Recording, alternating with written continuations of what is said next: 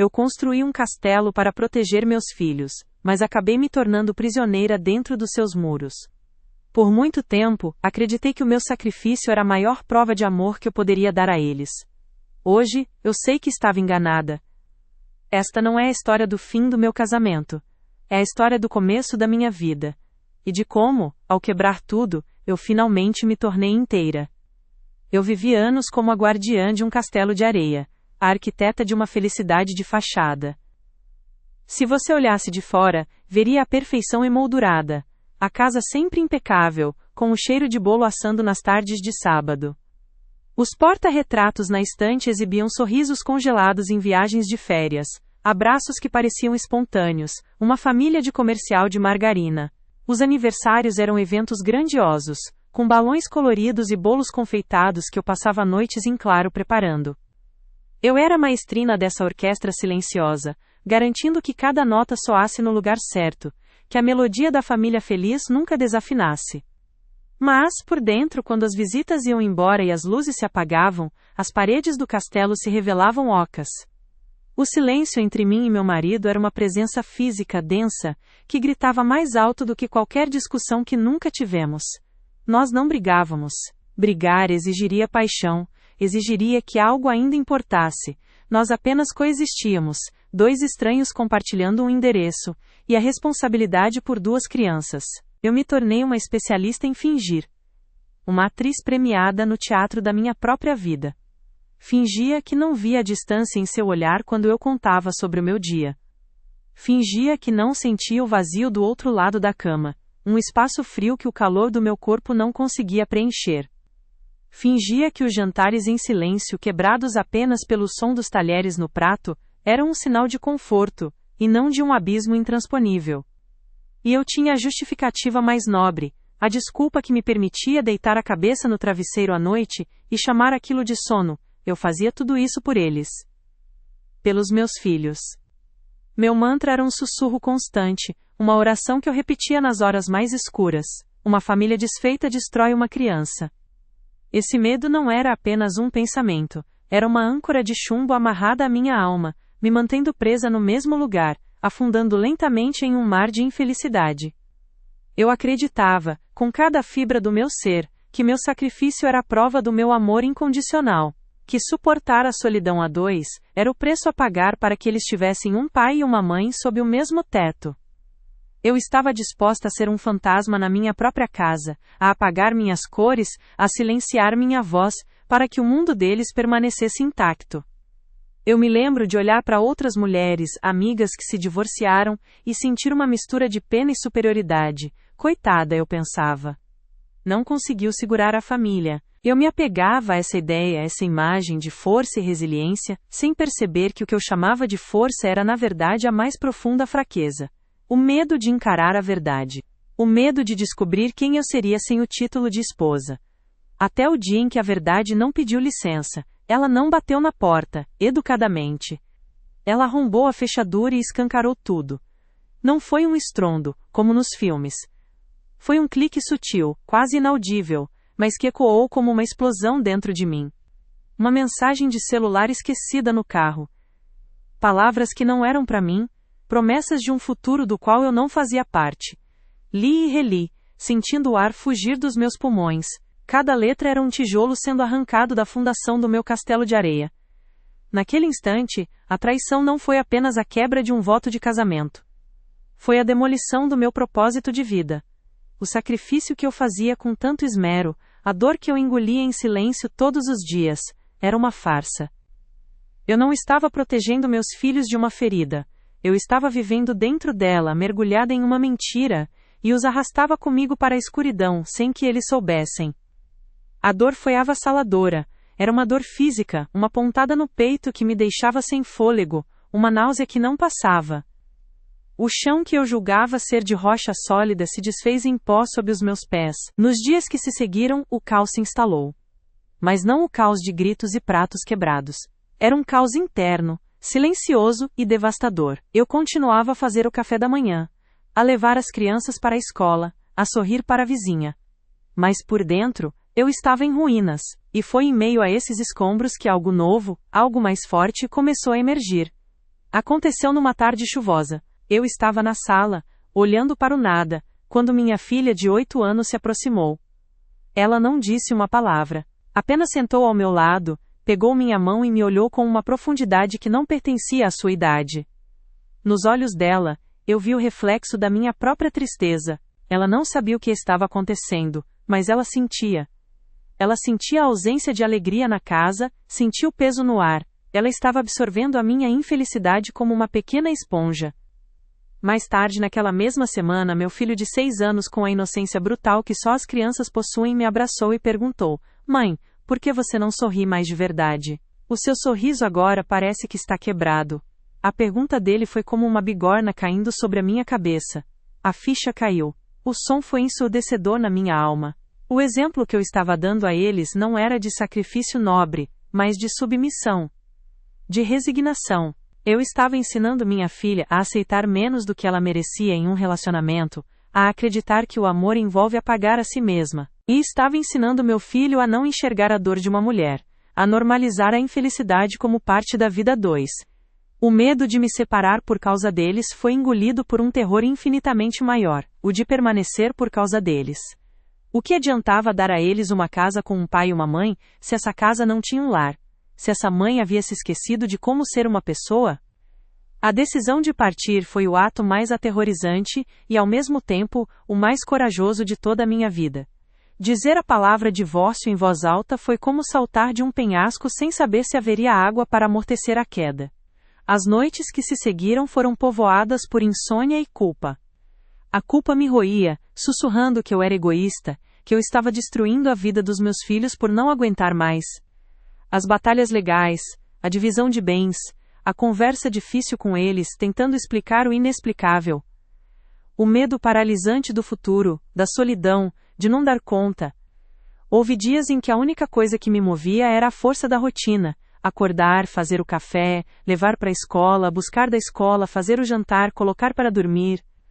O piloto automático era meu único aliado. Eu me sentia quebrada, um mosaico de cacos de quem eu costumava ser. A sociedade me olhava com um misto de pena e julgamento. Eu era a mãe divorciada, a líder de uma família quebrada. As pessoas não sabem o peso que essas palavras carregam. Elas te marcam, te definem aos olhos dos outros. Mas, lentamente, no silêncio do meu novo e pequeno apartamento, um lugar que a princípio pareceu vazio e triste, comecei a juntar os meus próprios pedaços e, para minha surpresa, percebi que eles não se encaixavam mais da mesma forma. Não era possível reconstruir a mesma estátua de antes. Uma nova forma estava surgindo. A mulher que emergiu daquele processo não era a mesma que havia entrado nele. Aprendi a trocar uma lâmpada queimada sem precisar pedir ajuda. Aprendi a montar uma estante seguindo um manual de instruções. Aprendi a administrar minhas finanças, a pagar minhas contas, a planejar meu futuro. Pequenas coisas que, somadas, me devolveram um senso de capacidade que eu nem sabia que tinha perdido. Descobri um prazer imenso na minha própria companhia. Comecei a ler os livros que estavam na minha cabeceira há anos, a ouvir as músicas que meu ex-marido odiava, a cozinhar só para mim, sem a pressão de agradar. Descobri uma força que eu não possuía. Ela não estava escondida, ela simplesmente não existia antes. Ela foi forjada no fogo da perda, na necessidade de sobreviver. A maior e mais bela transformação, no entanto, foi na minha maternidade. Livre da tensão constante, livre da necessidade de fingir, eu me tornei uma mãe mais presente, mais autêntica, mais feliz. Nossas risadas no pequeno apartamento se tornaram mais altas e mais genuínas do que jamais foram na casa grande. Nossos abraços, mais apertados e mais significativos.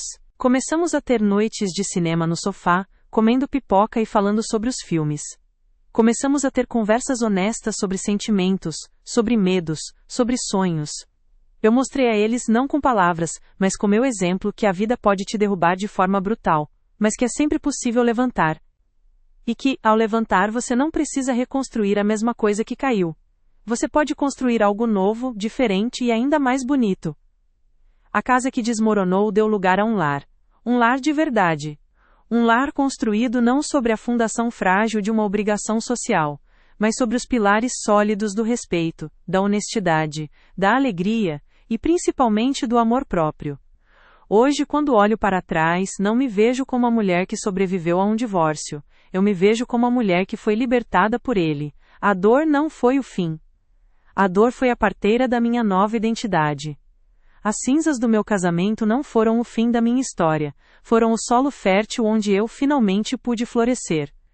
E a maior lição que eu ensinei e continuo ensinando aos meus filhos não foi sobre como manter uma família unida a qualquer preço. Foi sobre ter a coragem de lutar pela própria felicidade. Foi sobre entender que o amor não deve nos diminuir, mas nos expandir. Porque uma mãe inteira, vibrante e verdadeira, vale infinitamente mais do que dois pais vivendo pela metade, juntos apenas na aparência. Eu entendi que a família mais forte não é aquela que nunca se quebra, mas aquela que tem a coragem de se reconstruir na verdade. Aquela onde a mãe, ao se curar, ensina aos filhos o poder imensurável de ser inteira.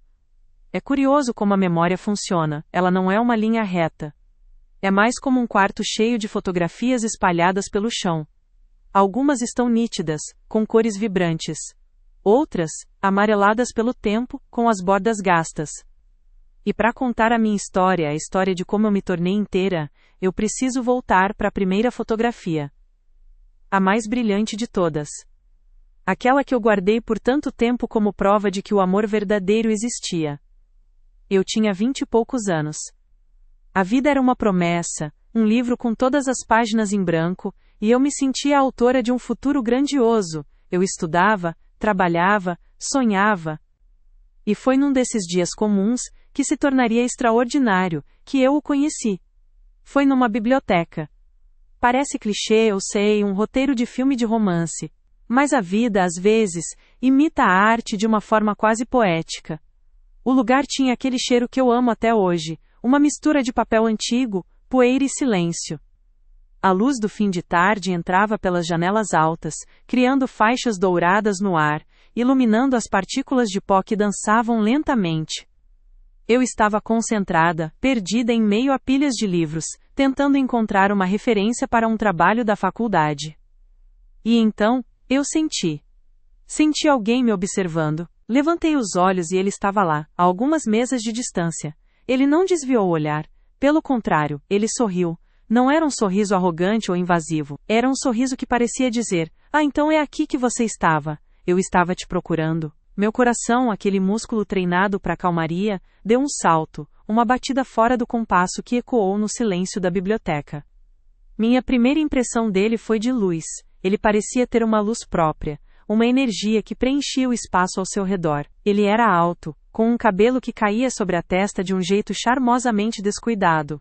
Mas não foi a aparência que me capturou, foi a segurança. Ele se movia pelo mundo como se pertencesse a ele. Como se não tivesse dúvidas, como se soubesse exatamente para onde estava indo. E para uma garota cheia de incertezas como eu, aquela certeza era magnética, era como um farol na noite. Ele se levantou e veio na minha direção. Cada passo dele parecia em câmera lenta. E eu, que nunca fui tímida, de repente não sabia o que fazer com as minhas mãos. Ele parou ao lado da minha mesa, pegou um livro aleatório da prateleira e disse, com a voz mais calma do mundo: "Desculpe, eu não quis te atrapalhar, mas eu não me perdoaria se eu fosse embora sem saber o seu nome." Naquela época, ele era a personificação de tudo o que eu achava que queria em um homem.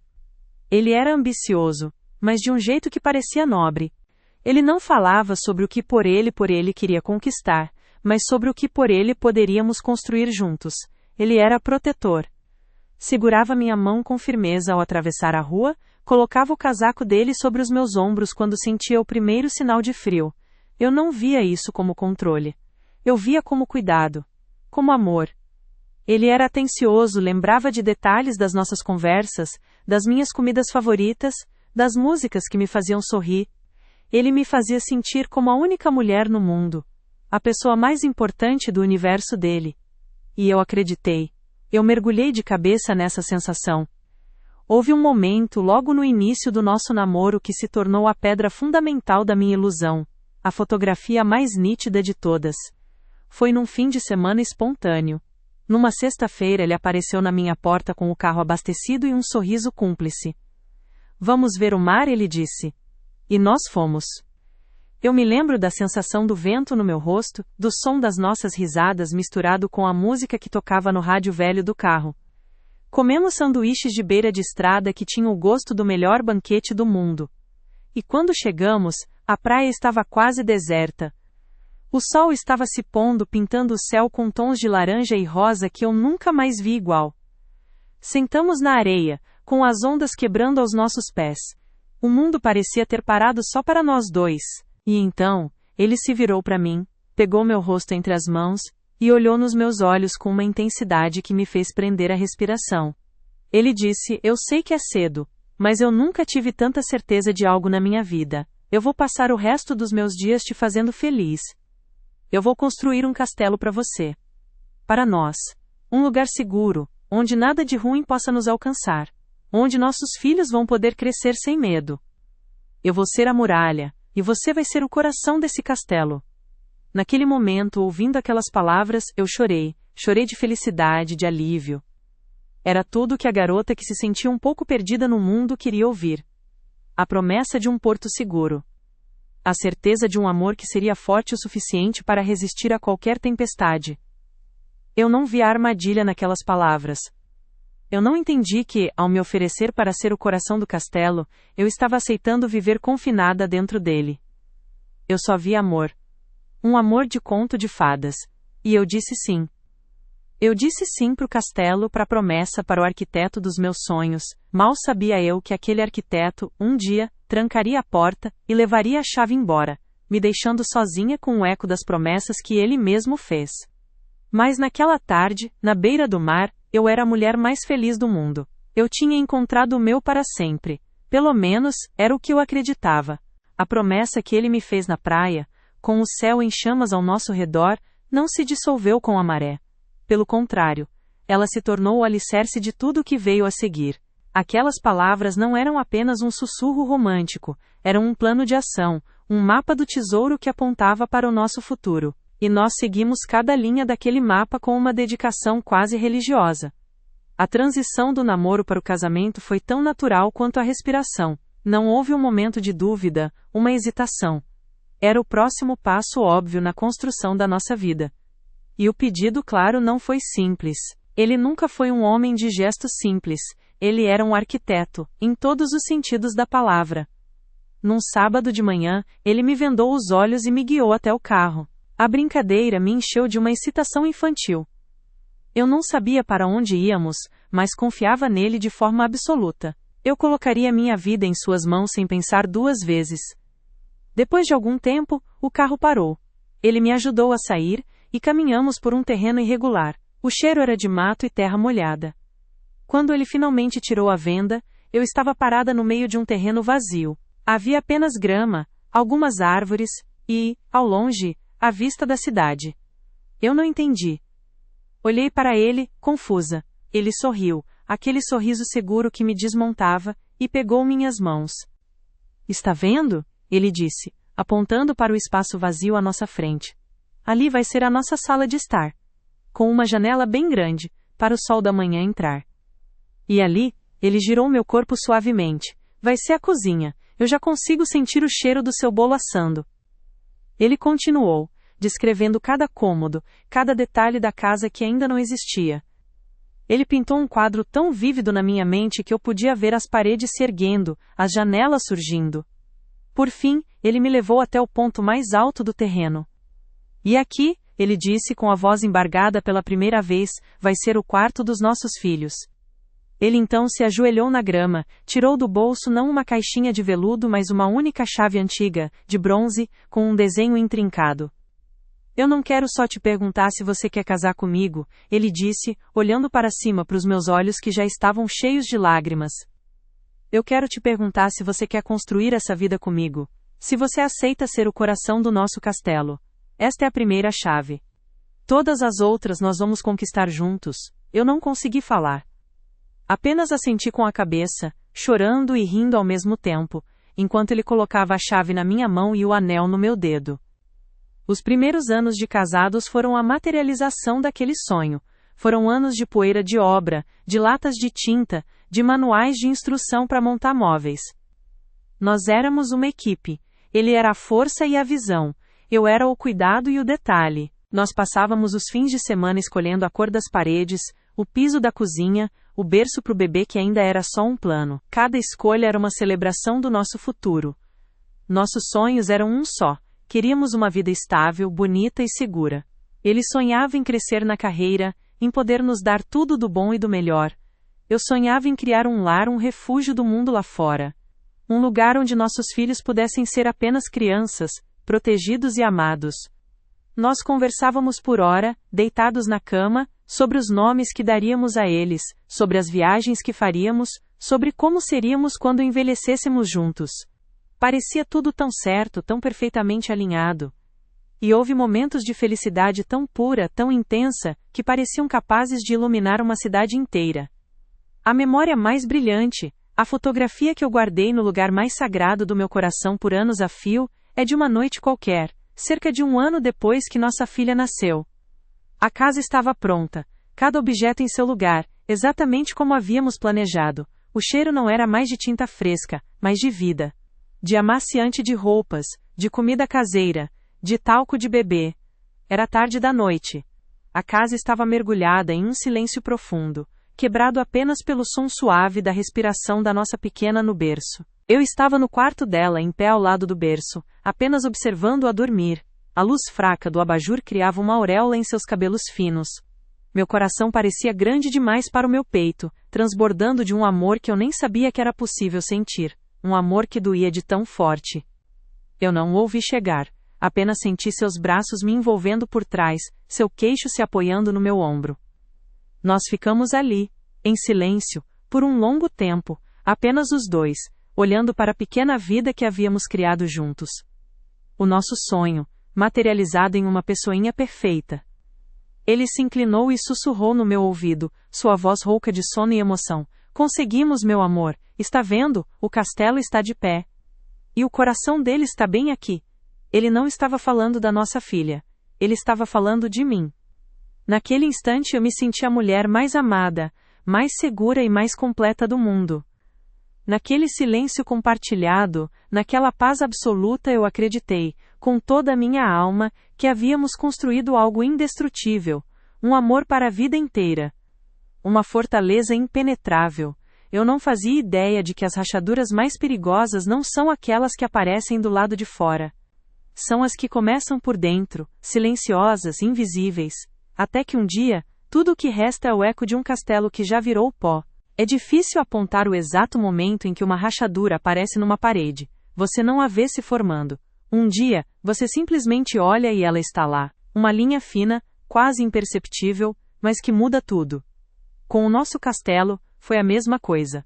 Não houve um terremoto. Houve uma sucessão de pequenos tremores, tão sutis que, por muito tempo, eu me convenci de que era apenas o chão se acomodando. A mudança começou depois que nosso filho nasceu, o segundo. A casa ficou mais cheia, mais barulhenta, mais viva, e paradoxalmente foi quando o vazio começou a se instalar. O arquiteto do meu castelo, o homem que prometeu ser a muralha, começou a construir outros muros ao redor de si mesmo.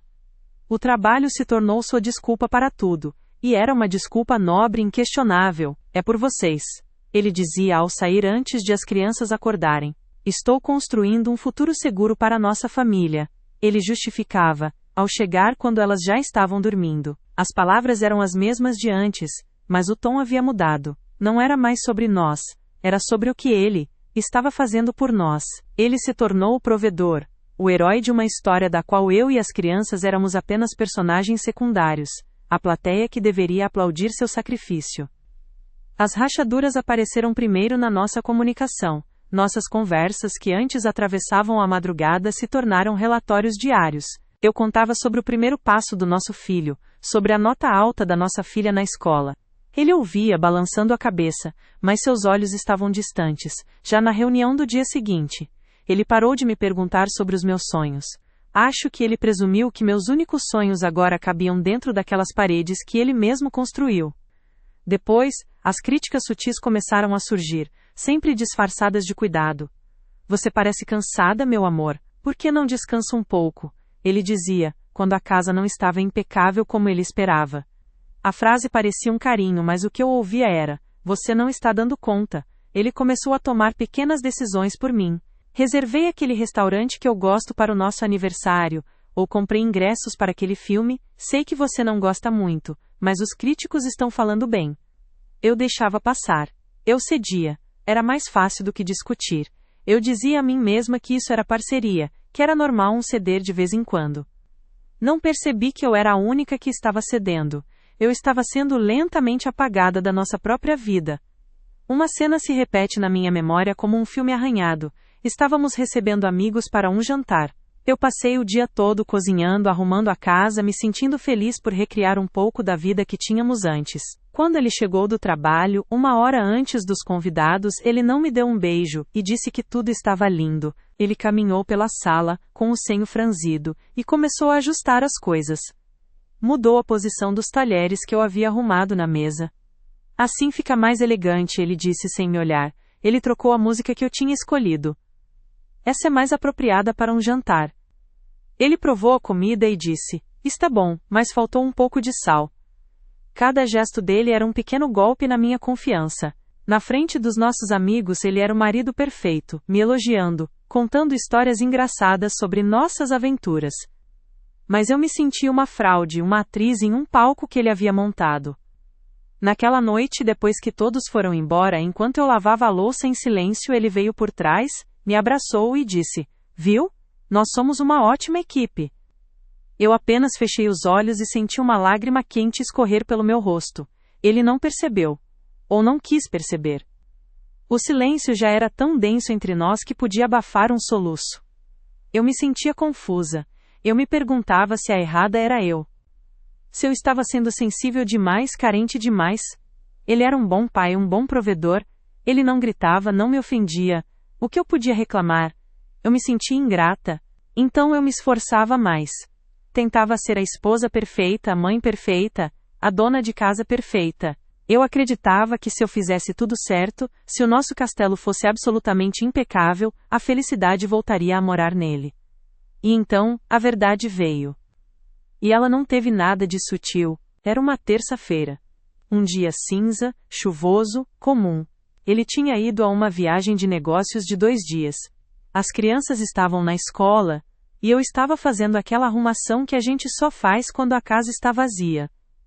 Juntando papéis, organizando gavetas. Ele tinha 2 carros. O que ele usava no dia a dia, e um mais antigo, que ficava na garagem quase como uma relíquia. Eu precisava pegar um documento que tinha ficado no porta-luvas. Abri a porta do carro e senti um cheiro que não era o dele. Era um perfume doce, feminino. Meu estômago deu um nó. Bobagem, eu disse a mim mesma. Deve ser de alguma colega de trabalho que pegou carona, mas a negação é uma barreira frágil. Fui pegar o documento, e ao lado, vi o celular dele.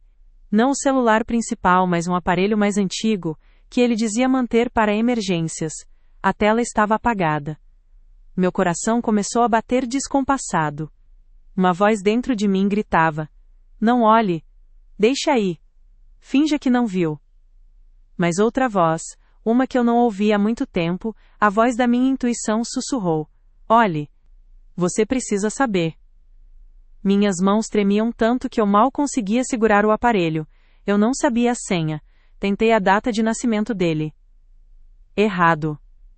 A nossa data de casamento. Errado. Tentei a data de nascimento da nossa filha. Errado. E então, com um frio na espinha, digitei a do nosso filho. A tela se desbloqueou. Havia apenas um aplicativo de mensagens. E uma única conversa. O nome era Anjo. Meu dedo pairou sobre a tela por um segundo que pareceu uma eternidade. Eu respirei fundo e abri. As mensagens não eram apenas sobre encontros furtivos ou palavras de desejo. Eram sobre planos. Eram sobre uma vida. Havia fotos deles em lugares que ele me disse que foi sozinho a trabalho. Havia promessas.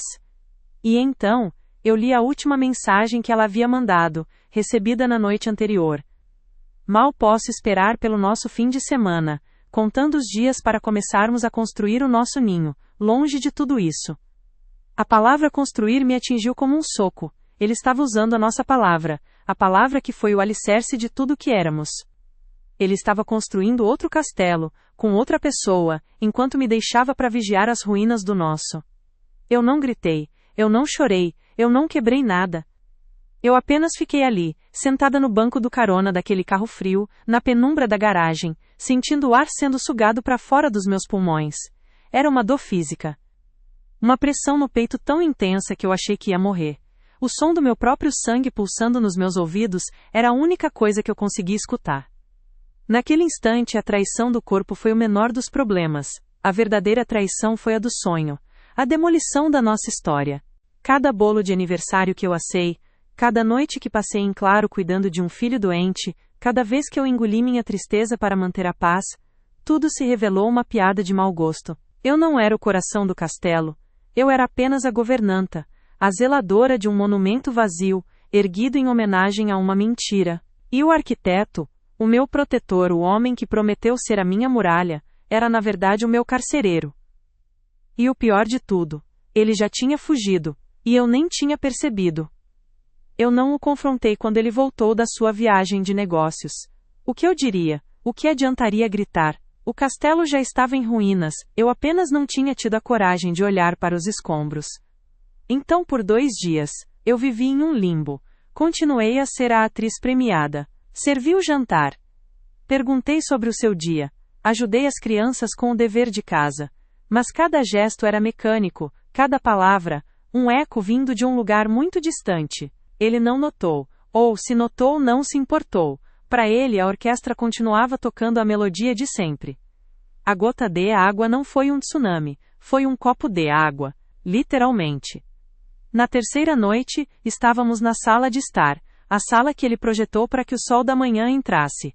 As crianças dormiam. A televisão estava ligada em um programa qualquer, um ruído de fundo para o nosso silêncio. Eu estava sentada no sofá, sentindo meu corpo pesar 1 tonelada. Ele se levantou para ir para a cama, e ao passar por mim parou. Você não vem? Ele perguntou, com um tom de impaciência contida. Eu não respondi, apenas continuei olhando para a tela apagada da minha alma.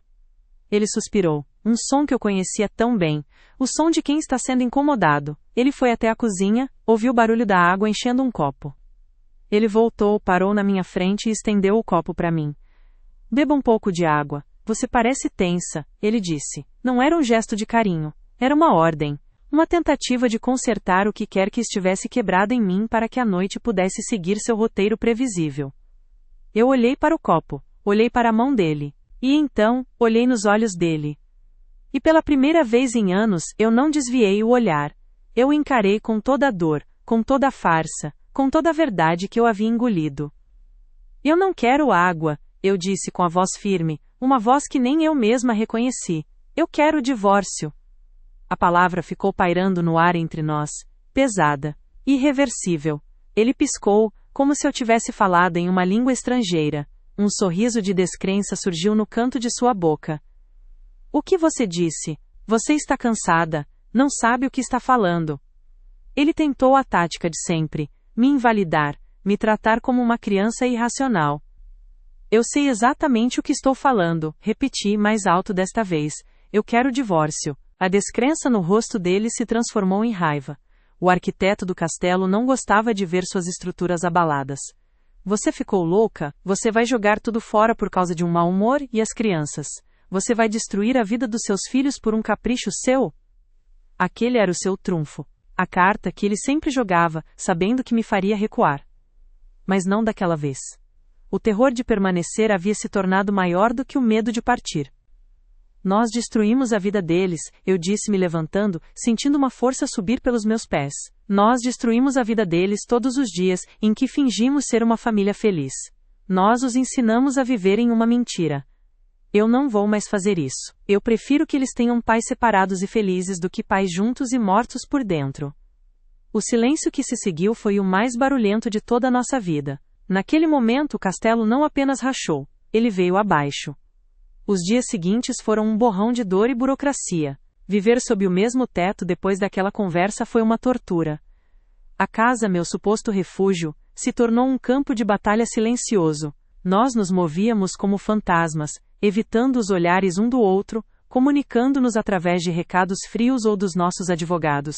A reação da minha família e de alguns amigos foi um golpe adicional.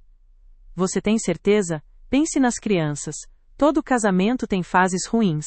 Cada conselho não solicitado era um tijolo a mais no muro da minha culpa. Eles não entendiam. Eles só viam a fachada que eu mesma ajudei a construir com tanto esmero. A separação não foi amigável, foi uma guerra. O homem que prometeu me dar o mundo agora lutava para me tirar o mínimo.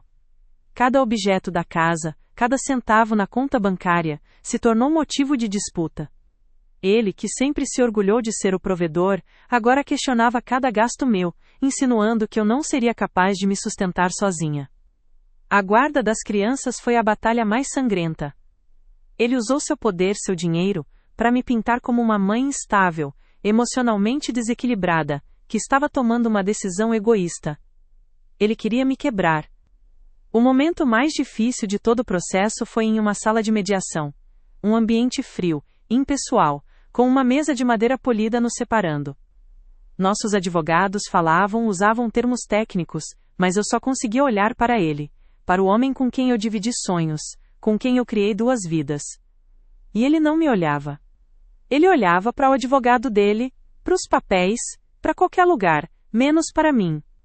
Em um determinado momento, a mediadora perguntou sobre a divisão da casa, o nosso castelo. E ele disse com uma frieza que congelou meu sangue: ela pode ficar com a casa se quiser. Mas ela nunca vai conseguir mantê-la. Ela não sabe nem trocar uma lâmpada. A humilhação foi pública. Foi calculada. Ele não estava apenas falando de uma casa. Ele estava dizendo que eu era incapaz. Que sem ele eu não era nada. Naquele momento, eu senti o choro subir, a vontade de correr, de desistir. Mas então eu olhei para minha advogada, uma mulher forte que me olhou de volta com um aceno sutil de encorajamento. Eu respirei fundo, engoli o choro, e disse com a voz trêmula mas firme: eu não quero a casa. Eu não quero nada que me lembre da vida que eu tinha. Eu aprendo a trocar uma lâmpada, eu aprendo o que for preciso. Meses depois, chegou o dia de assinar os papéis finais. Eu me lembro de entrar no escritório do advogado sentindo um nó no estômago. O medo era uma presença física. Medo do futuro, da solidão, da responsabilidade de ser o único pilar para os meus filhos. O advogado colocou os papéis na minha frente. Uma pilha de folhas que resumia mais de uma década da minha vida em cláusulas e parágrafos. Peguei a caneta. A mão tremia. Olhei para a linha onde meu nome deveria ser escrito. E então, eu vi. Eu vi a garota de 20 e poucos anos na praia, acreditando em uma promessa de conto de fadas. Eu senti a dor da mulher que descobriu a traição na garagem fria. Eu senti a humilhação na sala de mediação. E eu senti a força da mãe que olhou nos olhos dos filhos e decidiu que eles mereciam a verdade.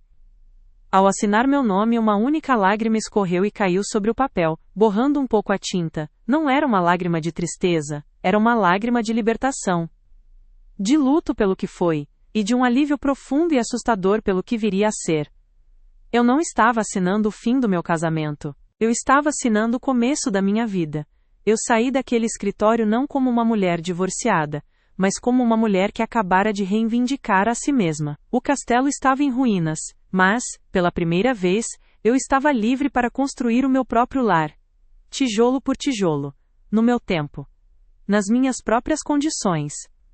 Os primeiros meses foram como aprender a respirar debaixo de água. A liberdade, que de longe parecia um oceano azul e infinito, de perto se revelou gelada e assustadoramente profunda. A assinatura no papel do divórcio não foi um ponto final, foi o início de um novo tipo de dor. A dor do eco. A dor do vazio. Meu pequeno apartamento que eu escolhi com tanto cuidado, parecia uma concha vazia. O silêncio era a presença mais barulhenta. Eu me pegava esperando ouvir o barulho da chave dele na porta no fim do dia, um hábito de mais de uma década que o corpo se recusava a esquecer. As noites eram as mais difíceis. Depois que as crianças dormiam, a solidão vinha se sentar ao meu lado no sofá. Não era a solidão pacífica de quem escolhe estar só. Era a solidão amputada de quem teve uma parte de si arrancada, mesmo que essa parte já estivesse doente e necrosada. Eu chorei. Chorei no chuveiro, para que as crianças não ouvissem. Chorei no carro, depois de deixá-los na escola. Chorei a perda não do homem que ele se tornou, mas do jovem que um dia prometeu construir um castelo para mim na beira do mar. Eu estava de luto pelo sonho. Mas, em meio a esse luto, pequenas frestas de luz começaram a aparecer. A primeira vez que aconteceu, foi numa quinta-feira à noite. Eu estava exausta. Não tinha a menor vontade de cozinhar. Na minha antiga vida, isso seria o início de uma pequena crise silenciosa. Eu me sentiria culpada, ele chegaria e faria um comentário passivo-agressivo sobre não ter nada para o jantar. Mas naquela noite eu olhei para a geladeira, fechei a porta, peguei uma caixa de cereal no armário e comi uma tigela enorme, sentada no chão da sala, assistindo a uma comédia romântica que ele odiaria. E, no meio de uma garfada, eu comecei a rir.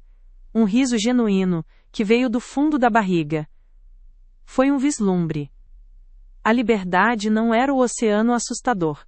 Era a tigela de cereal no jantar. Era a ausência de julgamento. Era a permissão para ser imperfeita. Eu sabia que não conseguiria atravessar aquilo sozinha. A primeira ligação que fiz foi para uma terapeuta. Marcar aquela consulta foi como admitir que o castelo tinha mesmo ruído, e que eu precisava de um engenheiro para avaliar os meus próprios escombros. E foi a melhor decisão que eu tomei.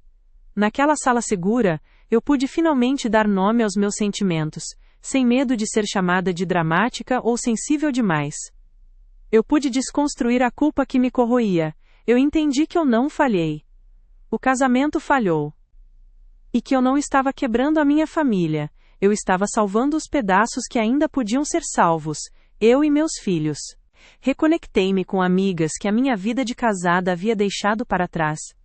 Amigas que me olhavam e não viam a coitada divorciada, mas a mulher forte que elas sempre souberam que eu era, mesmo quando eu mesma duvidava. Voltei a trabalhar, não apenas pelo dinheiro mas pela dignidade. Ter meu próprio crachá, meu próprio salário, minhas próprias metas, me devolveu um senso de identidade que havia sido engolido pelo papel de esposa de. E nos fins de semana, comecei a fazer pequenas coisas por mim. Comprei um kit de jardinagem e comecei a plantar flores na varanda do apartamento. Ver aquelas pequenas sementes brotando, crescendo fortes em direção ao sol, se tornou a metáfora perfeita para minha própria vida. Eu estava aprendendo a me nutrir, a me regar, a florescer de novo. Hoje, a minha vida não tem o glamour da fachada de antes. Eu moro num apartamento que é 1/3 do tamanho da casa antiga. Não temos um jardim imenso, mas temos vasos de flores coloridas na varanda. Minha rotina é uma dança cuidadosamente coreografada entre trabalho, escola, dever de casa e a louça que parece se multiplicar sozinha na pia. Mas a diferença é que nesta nova vida, não há mais tensão no ar. Não há mais palavras não ditas pesando sobre nós. O que existe é verdade. O que mudou em mim? Tudo. A mulher que tinha medo de ficar sozinha hoje aprecia a própria companhia. A mulher que não sabia trocar uma lâmpada hoje não só troca, como já consertou o chuveiro e montou sozinha todos os móveis do quarto das crianças. Aprendi que eu sou muito mais forte e capaz do que jamais me permiti acreditar.